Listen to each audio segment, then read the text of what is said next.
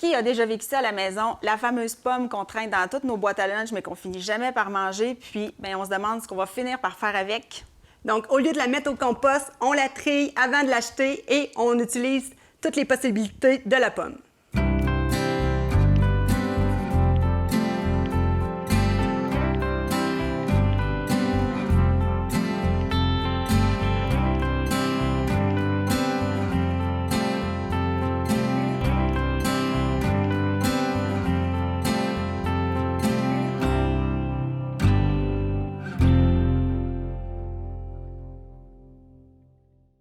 Bienvenue dans Plein l'assiette, l'émission qui te cuisine des solutions. Ici, on t'aide à cuisiner avec moins de stress, avec des solutions simples, accessibles et locales. Je suis Caroline. Et moi, c'est Mylène. On va vous montrer des idées concrètes, comment cuisiner des aliments d'ici avec simplicité. Aujourd'hui, on vous montre comment donner une deuxième vie à vos pommes qui ont un peu été défraîchies. Alors Mylène, on commence par quoi?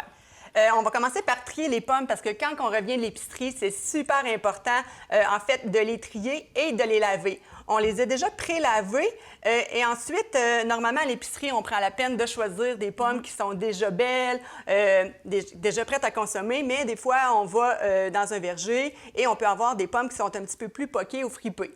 Donc, qu'est-ce qu'on peut faire avec ces-là? Comment les séparer, là? Oui, exactement. Puis en plus, c'est tellement un fruit polyvalent qu'on peut se servir pour plein de recettes et de collations. Fait que ça vaut la peine de ne pas les laisser dépérir dans notre frigo. Je vais te passer quelques pommes. Si tu veux nous donner quelques astuces justement pour bien, t'en as un petit peu aussi de ton côté. Qu'est-ce que tu considérais comme une pomme prête à manger? Bien, en fait, quand on regarde une pomme, on a le goût de la manger puis qu'elle soit colorée, vif, qu'il n'y ait pas de petites poques qu'on appelle. On en avait tantôt des petites choses comme ça, mais on ne la jette pas comme ça, sinon on gaspille, puis ça finit au compost. Des petites choses comme ça, on pourrait juste comme retirer le petit bout et s'en servir là, pour faire une compote ou l'utiliser dans différentes recettes comme des potages. Mais sinon, une pomme vraiment brillante, qui n'ait pas de trou comme ça, un coup qu'elle est lavée, elle est super bonne à croquer, le pisou là-dedans, ça va faire un bon croquant. Oui, puis tu as parlé de potage, justement. Moi, c'est quelque chose que j'aime vraiment beaucoup. Mélanger, quand je fais ma crème de carotte, je vais ajouter des pommes, justement, dans mon potage. Ça vient redoser l'acidité. Fait que, puis c'est tout du bon sucre qu'on rajoute, justement, dans nos préparations. Ensuite, au niveau, on parle de compote. Est-ce que tu en as ici, là? On va tasser nos pommes, celles que tu disais qui étaient comme mais celle-là ici, on pourra peut-être la garder pour la compote plus tard. Ici, on peut les garder pour les manger. Même quand on voit des petites bosses comme ça, on peut regarder là, si c'est juste la terre ou des choses comme ça. Puis encore une fois, on peut juste retirer le morceau et garder une pomme. Est-ce que dans nos pommes, qu'est-ce qui arrive quand on est vraiment rendu que c'est mou puis que c'est collant? Est-ce qu'il y a encore quelque chose à faire avec ça? Non, bien évidemment, s'il y a une odeur qui se dégage, si on est capable d'enfoncer nos doigts à l'intérieur ou si elle coule déjà, c'est direct compost, là. Il y a quand même des limites à garder certains aliments, mais on essaie de ne pas se rendre là et de les cuisiner avant que ça arrive là. Fait qu'on va commencer par justement préparer une compote facile. Oui. Puis on va pouvoir vous montrer les étapes justement, comme quoi c'est simple. Au niveau des sortes de pommes, il y a des variétés qui sont un petit peu plus... ils sont plus meilleurs. Ils sont meilleurs pour la cuisson. Je vais juste prendre ma petite note parce qu'il y a des variétés très précises par rapport à ça. Ici, notre petite compote. La Coquelin, la Macintosh et la Lobo sont des pommes qui, justement, ont une chair qui va se défaire plus facilement à la cuisson. Fait que si vous êtes des amateurs de compote de pommes, privilégiez là, ces sortes-là. Mais si vous avez d'autres variétés, gaspillez-les pas parce qu'elles ne sont pas indiquées pour la cuisson. On les cuisine quand même. C'est juste que c'est des variétés, justement, qui sont plus... au niveau de la chaleur et tout, qui vont mieux réagir à la cuisson. Fait que là, nous, présentement, c'est de la Coquelin qu'on a ici là, pour faire notre compote. Puis une compote de pommes, on en a déjà de près, là. On a déjà coupé des pommes, mais on peut garder la pleure aussi. Toutes les vitamines sont dans la peau aussi, donc c'est important de tout utiliser dans la pomme. Donc, oui, je vais en couper une ici là, pour ajouter dans notre compote. On en avait déjà pré-coupé. Ça ici. Donc, on fait des petits morceaux. C'est important que les morceaux soient sensiblement de la même grosseur pour que la cuisson aussi là, soit égal. Mais c'est pas grave. Dans une compote, moi, j'aime ça garder des gros morceaux. Oui, puis je remarque que tu n'as pas enlevé la pelure sur celle que tu es en train de couper. Est-ce qu'il y a une préférence à la laisser ou à la retirer pour faire la compote? Moi, je la garde toujours parce que, justement, ça fait des morceaux dans la compote. Si tu préfères avoir une purée plus lisse, en fait, tu pourrais passer juste le pied mélangeur ou un robot à la fin, que les vitamines, on les garderait quand même et on pourrait juste chinoiser le tout là, pour avoir quelque chose de plus lisse. Moi, par contre, j'aime ça quand il y a des morceaux. Moi, je les enlève parce que, premièrement, ça me sauve une étape, mais je fais autre chose avec la pelure qu'on va vous montrer un petit peu plus tard parce que, justement, on essaie de récupérer le plus possible et de ne pas jeter. Je vais garder mes pelures de pommes dans un bol d'eau fraîche que je vais ajouter un peu de jus de citron pour, justement, éviter que ça brunisse là, pendant qu'on est en train de faire autre chose pour la recette. Puis, ce qui est le fun avec la compote, bien, ça peut accompagner, dans le fond, un gruyot, un yogourt. Ça peut être une super de bonne collation aussi pour les lunchs des enfants ou pour nous-mêmes. Là, c'est facile à emporter dans les sacs d'école avec des petits compartiments. Puis ça fait une collation, des fois, au lieu de croquer une pomme. Puis fait qu'on peut juste manger la compote, puis c'est plus de facilité. Oui, exactement. C'est quelque chose souvent que les enfants commencent à cuisiner en premier ou qu'ils apprennent à faire parce que c'est tellement en simplicité. Tantôt, on va mettre les morceaux de pommes, ça prend juste un peu d'eau dans le fond de Oui, puis quelques ingrédients. chaudron, oui. Puis encore là, on peut improviser là, avec les saveurs. Aujourd'hui, on va utiliser un petit peu de cannelle, sirop d'érable, mais on pourrait utiliser de la cardamome aussi là, dedans, ou un petit bâton de cannelle entier là, pour le faire infuser aussi. Oui, oui, exactement. Toi, est-ce que ça t'arrive régulièrement de cuisiner de la compote de pommes à la maison? Dans le temps des pommes, c'est vraiment un classique, dans le fond, pour le temps des pommes. Sinon, bien, j'y vais selon les saisons. Donc, j'utilise plus les fruits de saison. Mais les pommes, c'est le fun de faire plusieurs variétés. Aussi, moi, ce que j'aime plus que la compote, c'est vraiment de faire des croustades. Ah oui? Tarte aux pommes, c'est vraiment un dessert là, qui est vraiment très aimé chez nous. Puis quand je le fais en moins de 24 heures, bien, la recette, elle est toute passée.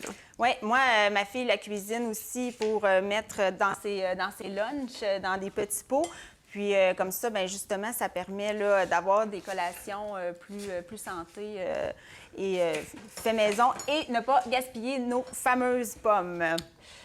Fait que si on y va avec la compote en premier, oui. Donc c'est super simple.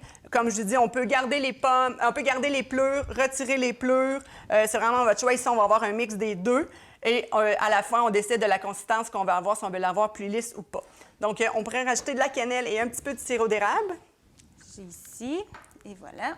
Hop. Je t'amène la casserole. Oui, la casserole avec une cuillère. Ça. Comme ça. Ici. Et voilà. Donc, un peu de cannelle aujourd'hui qu'on décide de mettre dans la compote. Encore une fois, on peut y aller vraiment selon les goûts.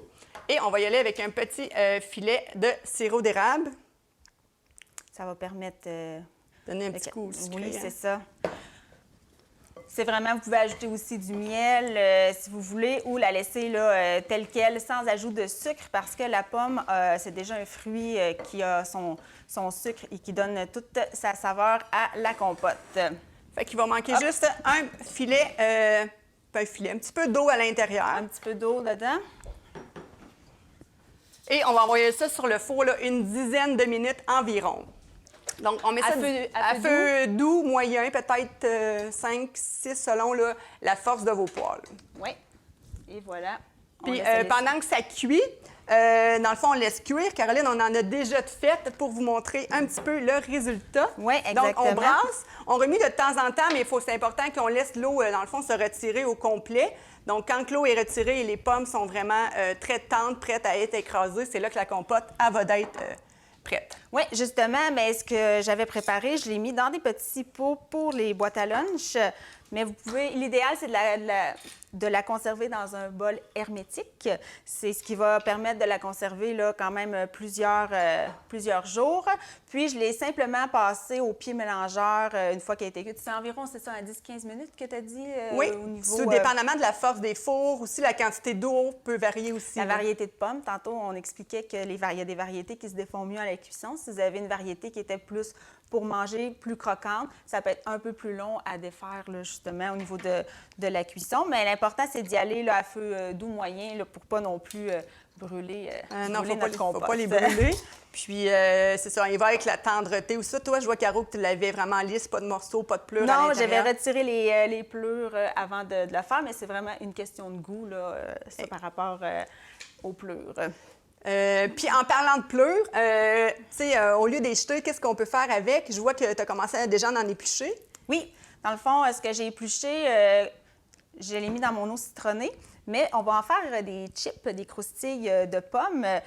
Par contre, avant, pour que ça puisse bien griller, on va les éponger.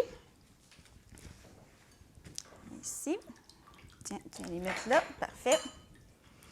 Enlever l'excédent d'eau avant de pouvoir mettre l'huile. On va sortir un autre bol pour pouvoir mélanger nos assaisonnements. Ici encore, on va utiliser de la cannelle.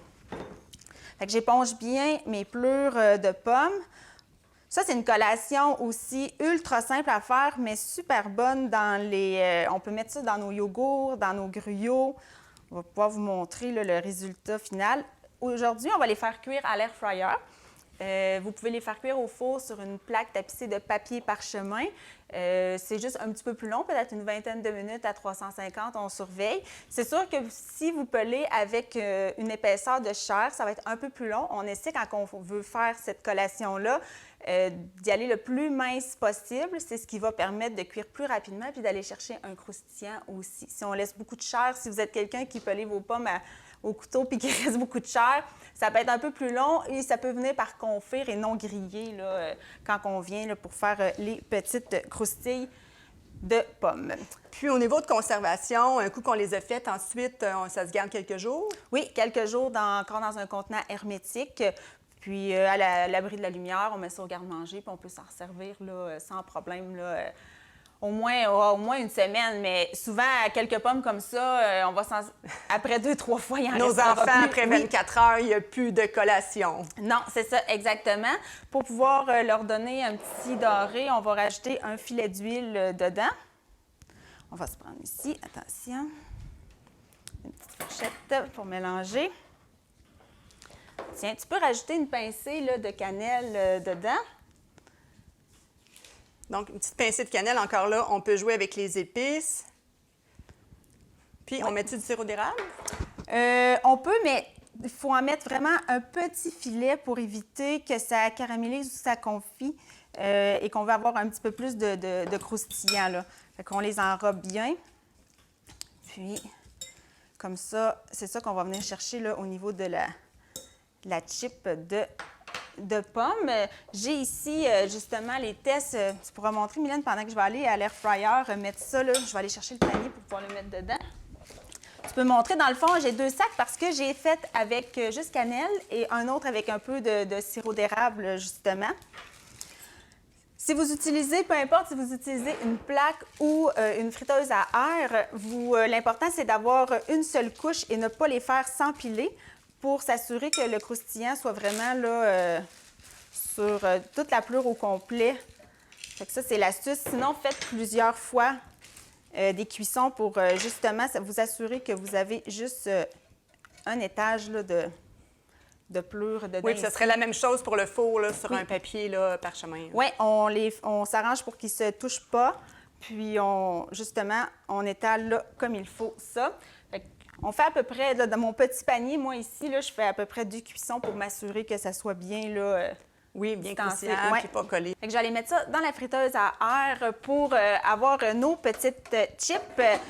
Super simple. Vous mettez ça à la même chose que si vous faisiez des frites. Puis, vous pouvez le descendre un petit peu à 375. Et vous mettez ça 6 minutes. Désolée pour les petits bébés, je descends. Un 6-7 minutes en les surveillant et en les brassant là, à mi-cuisson. Et voilà, c'est parti, pas plus compliqué que ça. Puis on va avoir des chips de croustilles de pommes qui vont justement disparaître quand ils vont être sur le comptoir.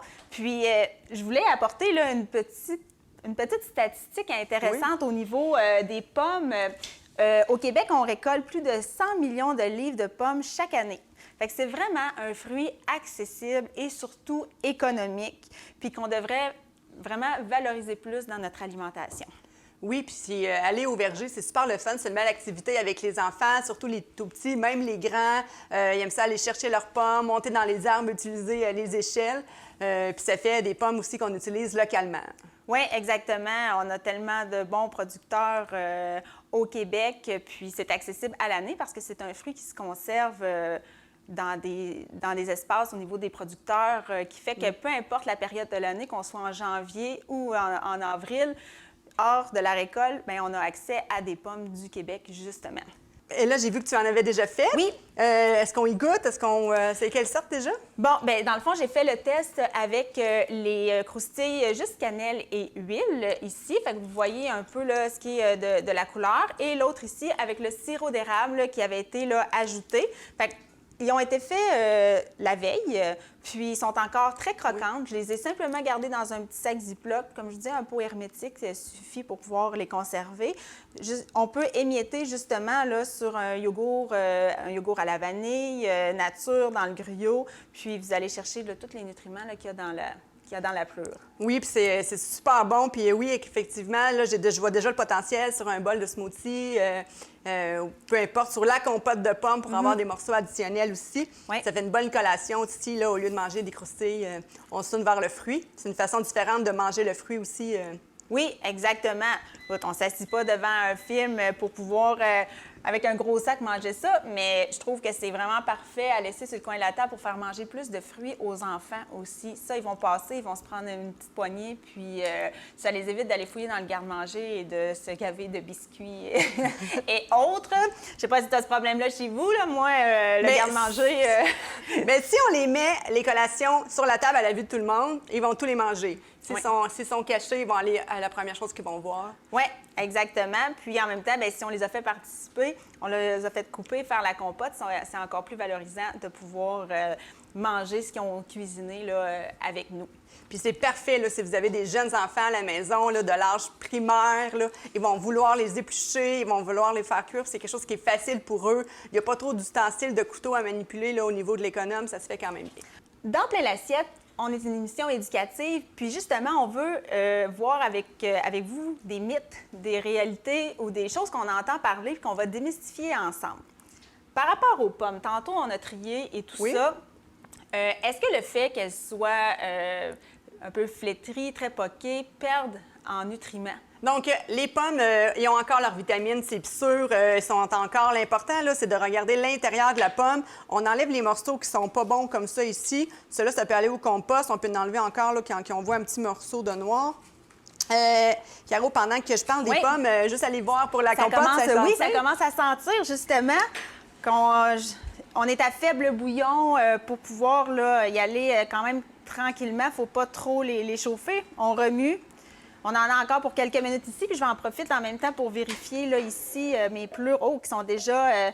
Sont-ils déjà prêtes? Dans le fond, ils ont bruni pour faire notre chip. Il reste à sécher un tout petit peu. Fait que nos quelques minutes qui vont rester, on va pouvoir, après ça, avoir nos chips de pommes.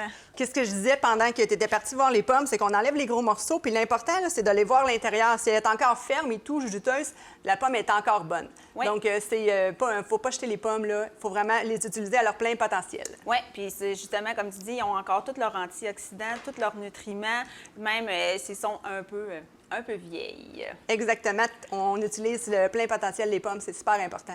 Oui, maintenant, ça va être à votre tour parce que à chaque semaine, on va vous lancer un petit défi que vous pourrez partager sur la page Facebook de Masquinongé Média sous la publication de Plein l'assiette parce qu'on a envie de partager avec vous ce que vous cuisinez à la maison. Fait que Mylène, c'est quoi le défi cette semaine par rapport à notre sujet ici des pommes? Bien, vous avez vu ce que nous, on a fait aujourd'hui avec les pommes. Ce qu'on vous invite à faire, c'est d'ouvrir votre frigo ou vous achetez des pommes si vous n'en avez pas et de faire une recette là, pour utiliser la pomme en totalité. Vous avez vu, nous, on a fait la compote, les chips.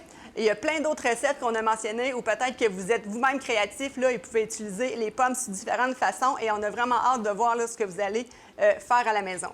Oui, exactement. Alors, allez poster sous la publication, puis on va pouvoir échanger, réagir avec vous pour voir qu'est-ce que vous faites, vous, avec vos pommes là, à la maison. Puis pour avoir encore plus d'astuces et d'idées, on vous invite à aller sur notre site web plainlassiette.com. Vous allez avoir les segments de l'émission et la recette complète de ce qu'on a fait au niveau de la compote de pommes et des chips de pleure. Fait que Mylène... Si on résume tout aujourd'hui, première chose qui a été importante, c'est de trier les pommes. On a dit que c'était important de les laver.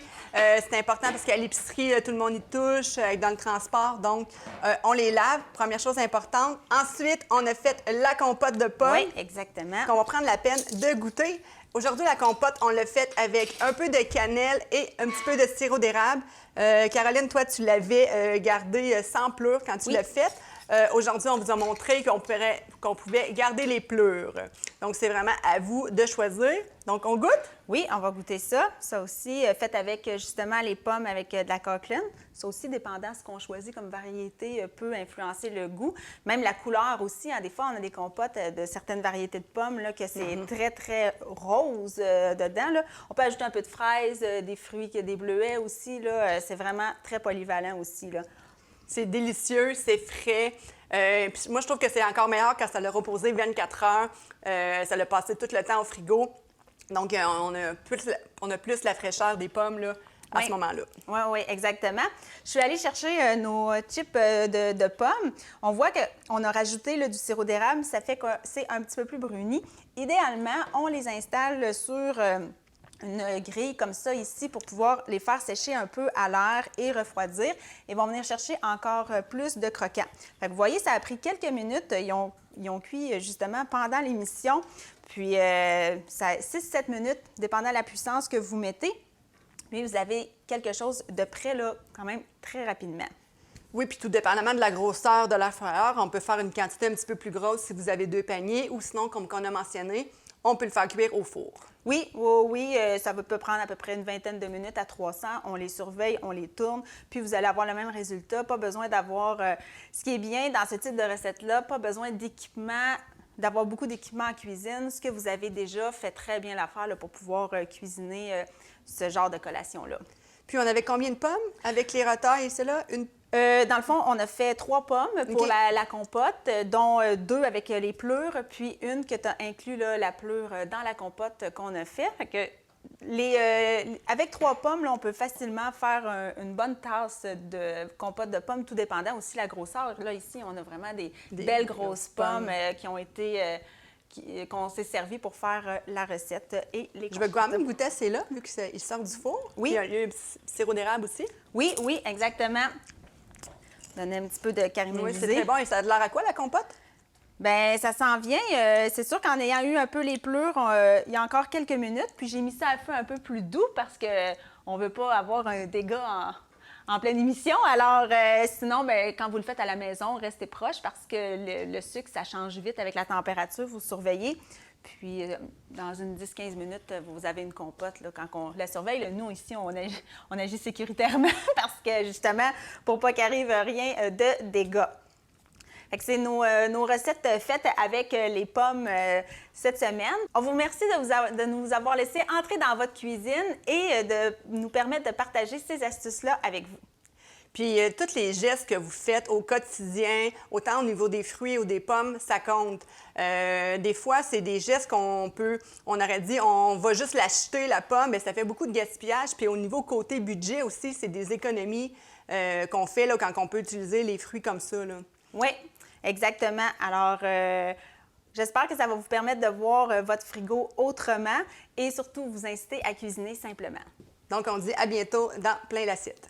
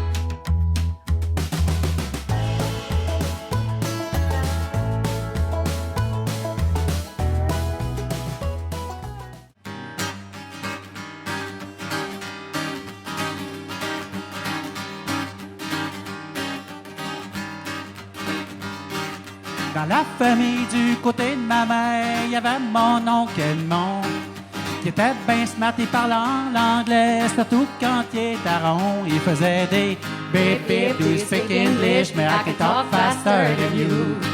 Want a hamburger, moutarde relish, puis il était lousse quand il était sous. Do you want a shot? Yes, why not? Nya nya nya nya nya. Nya nya nya nya nya. Nya nya nya nya nya. Yes, why not? Salut tout le monde, ici Daniel Grenier pour vous parler des télévisions communautaires autonomes. Pourquoi? Parce que c'est important et que, même sans l'aide d'un magicien, elles risquent de disparaître. Yeah! J'adore les jokes de magie. Je vais continuer. Yes! La première fois que j'ai fait une entrevue à la télévision, c'était à la télévision communautaire des Bois-Francs. Oui, moi et mon groupe d'humour, nous avions fait une entrevue et même 2 sketchs. Bon, là, j'entends des gens dire à la maison « Hey, montre-nous-en un bout! Montre-nous-en un bout! » Ah, non! Bon, OK, un petit extrait. Wow. Là, ça va faire m'appeler la police, vous allez avoir une amende. Il y en a qui apportent des peanuts aussi! Avec des bonnes pistachios! Grâce à cette expérience, j'ai appris que faire de l'humour devant personne, ça rit moins. 42 télévisions situées dans 15 régions administratives du Québec. Elles parlent des enjeux locaux et font rayonner les citoyens en leur donnant accès à un média accessible. Je la savais par cœur, celle-là. Ensemble, encourageons les télévisions communautaires autonomes. Oh, ça roule encore?